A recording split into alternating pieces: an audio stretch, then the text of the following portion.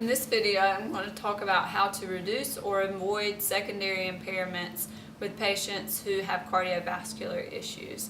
So first of all, if you have a patient who's had open heart surgery like a cabbage, you want to make sure that you check the wound and the area around it and make sure that it's healing properly and that it's not going to cause further infection or it's not going to dehisce.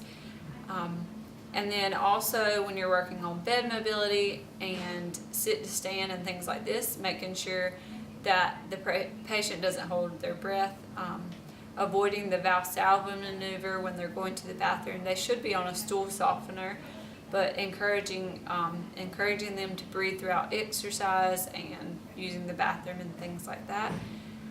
These patients also often will be very guarded because of the pain.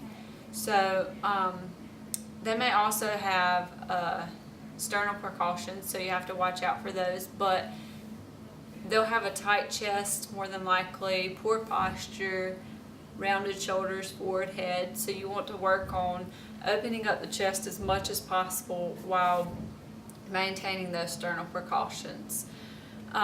This forward posture could lead to respiratory diseases like pneumonia, so you want to encourage that deep breathing, encourage coughing, which are things that these patients do not want to do because they're in so much pain already. So one technique, this is a cardiac pillow, and they'll be given one in the hospital. So they'll hug it in tight and they can cough with this. They can also use this as good to free up their hands when they're doing sit to stand and bed mobility and things like that, to maintain sternal precautions. You also want to encourage the use of their incentive spirometer. Oftentimes patients don't want to use these, but it can be good to help with inspiratory capacity and also expiratory. So for inspiration, you can suck in and set a threshold for the patient to work towards. And then also they can blow into this and you can set a threshold that way as well.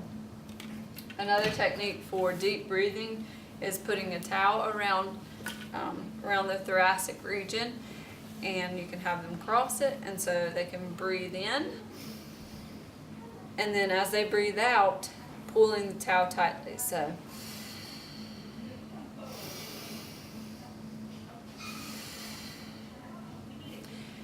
lastly, one thing that you want to be aware of with patients who have had surgery or have cardiovascular issues or not up and moving around as much will be a DVT, so deep vein thrombosis.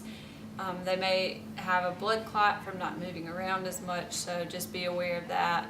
Encourage moving and those types of things.